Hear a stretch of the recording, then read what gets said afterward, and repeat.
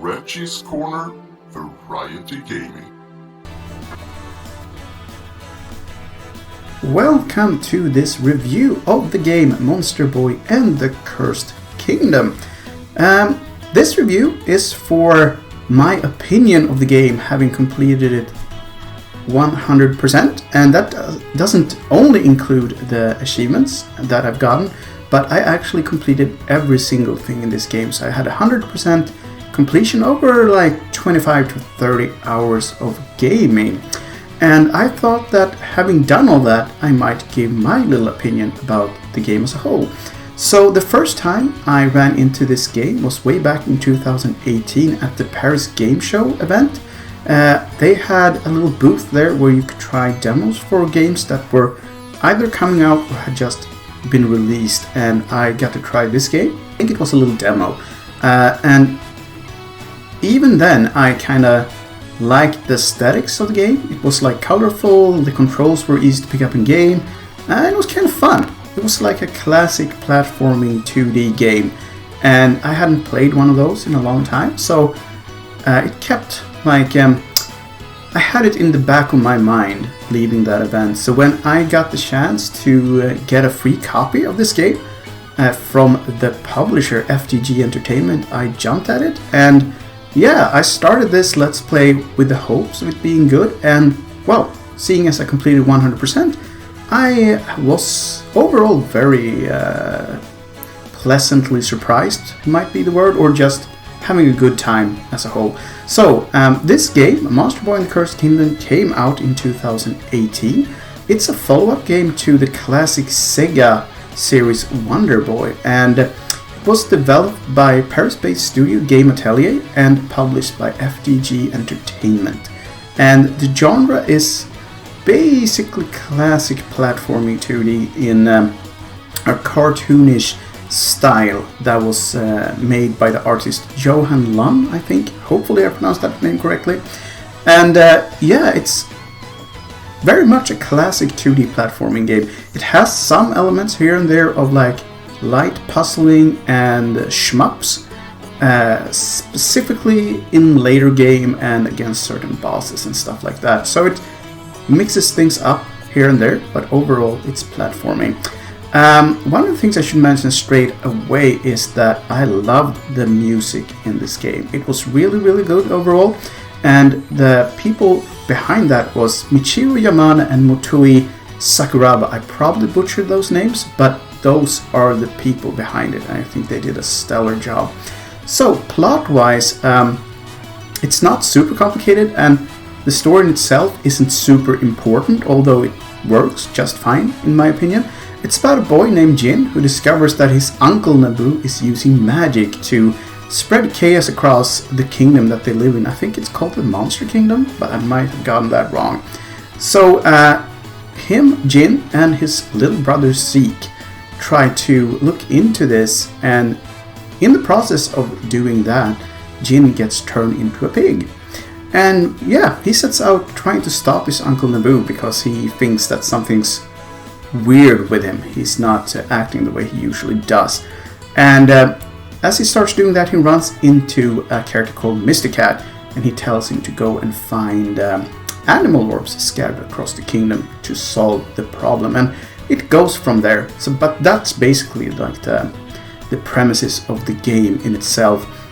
And as it's called the Cursed Kingdom, so he's basically cursed, and Monster Boy, I hope that I'm getting this right, it's referring to the different forms of monsters that you can get in this game. And it's, let me think now, it's the lion, snake, frog, dragon and pig forms that you can get, and they have different abilities and powers, and you can also be Jin himself, although for a very short while at the end of the game.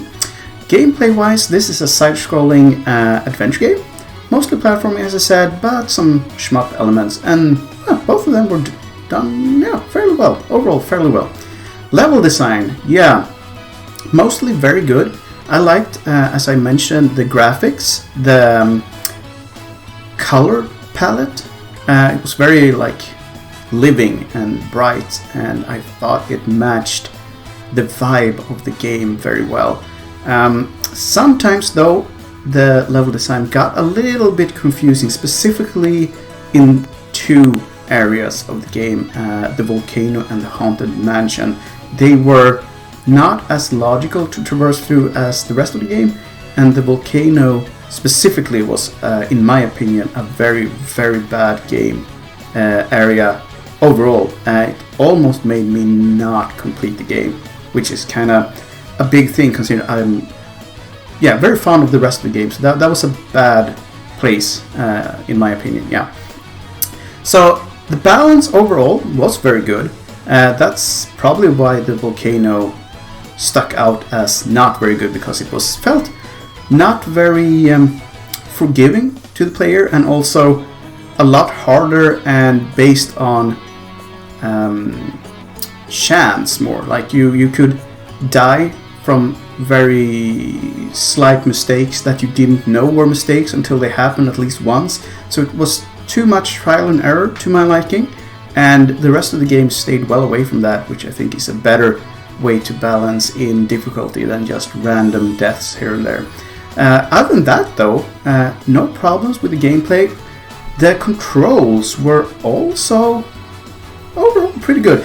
A lot of people had some problems with the option wheel where you could quick choose like the forms you want to have. They were a little bit finicky, I can agree with that, specifically when you try to change forms on the fly, but it wasn't too bad. I thought I played this game with a controller, and most of the times it worked just fine, in my opinion.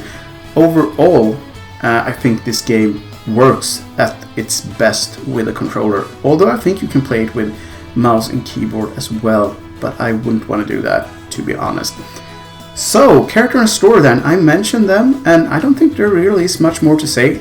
It's not really about the story, and it's not really about the characters, but they are good enough. And, you know, a little bit of humor, a little bit of tongue-in-cheek here and there, and yeah, it works, it works.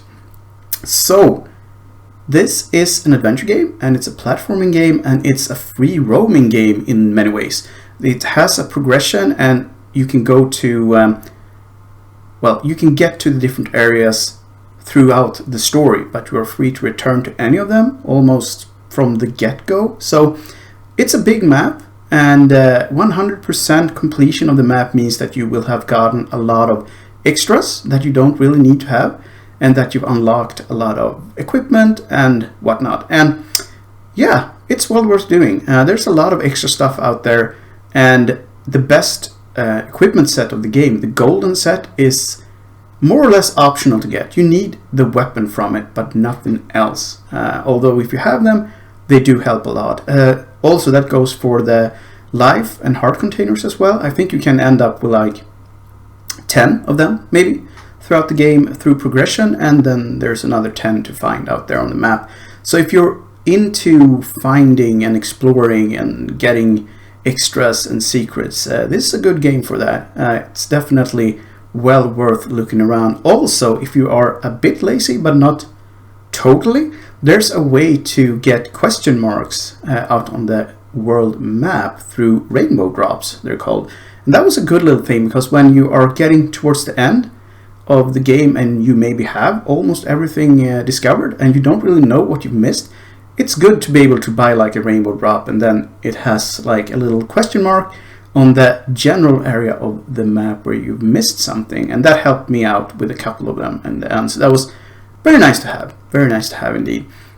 One of the things that I did kind of feel were a little bit off was that a lot of the equipment and, well, everything really in this game costs coins, and coins were pretty hard to come by if you just played it as I think it was meant to be played. I found an area where you could grind out money super easily, and that kind of took that problem away from me. But if you don't do that, it's definitely going to be an issue, I think, and you have to probably grind a bit too much in order to get the equipment that you would want. So I would definitely recommend looking up the money grinding trick, because it makes this game smoother and more enjoyable, and also it's not really hard to grind for stuff, it's just time consuming, and in my opinion it's not very fun. So do check out the little grinding trick. I also have a video for that if you have an inkling to check out what I'm talking about. Lengthwise though, I think I played this for like between 25 and 30 hours. It could be done a lot quicker. It took me a bit longer because I was doing videos of my entire Let's Play and, you know, hanging out in the game more than just when I was playing the game. So I think you could probably get through this in about 20, maybe even 15 hours if you're not into finding all the extras. But between 15 and 30 hours, which I think is just fine for this type of game. It didn't overstay its welcome. And yeah, I think the balance was pretty much dead on. What more to say though? Ending and intro, it was done through a little cartoon. I thought that worked pretty good. I mean, it's a colorful, cartoony adventure, so a cartoony intro and outro fitted pretty well. The ending was a bit short. I think I've seen a lot of people thinking or saying that it could have been a bit longer. It could have been, for certain, but I didn't, as I said, think the story was that important anyway. So for me, it worked just fine. Also, there was a little cliffhanger at the very, very end after the credits. So I think they are setting this up for more games in the future, which I would be super interested in for sure. Also, bosses we could mention. This is a classic adventure game, so there are bosses. Most of them were fun. Most of them were difficult in the correct way, like difficult until you found out the pattern and then not very difficult at all, which I think was great. And the end boss was tricky, a little bit unlogical at some points, but overall a fun experience. So yeah, I think they got that down pretty well. And try to summarize this, I would probably say, if it hadn't been for the Haunted Mansion, which one area was called, and also the volcano, I would probably have given this game a solid 4 out of 5. It was that good in my opinion. But having said that it did have those two areas, I have to settle on a 3.5 out of 5 is where I'll land with this game. And in my book, a 3 at all is a solid experience. So 3.5 is not bad in my book. And it's close to the 4 as well. So yeah, solid entry in this series. And it also made me kind of want to see a little bit, at least, of the old games. See how they were, and if this is in the same vein, or if this is a new take on a classic brand. Anyway, I would say that Game Atelier did a fine job, and my hat is off to them, and hopefully we will get to experience more Monster Boy in the future. I also hope that this kinda mumbling, rambling little review was help to some of you out there, and that you, if you like this type of game, give it a chance, because yeah, I think a lot of you will enjoy this journey as well. I certainly did. Anyway, that's all I have to say for now. I hope to see you again in the future in videos, reviews and whatnot, and until then, have the greatest of times, and I'll see you when I see you. Bye bye. Thank you for watching this review of Monster Boy and the Cursed Kingdom. I hope it helped you in some way, shape or form. I also hope to see you again in videos in the future, but for now, have a good one and bye bye.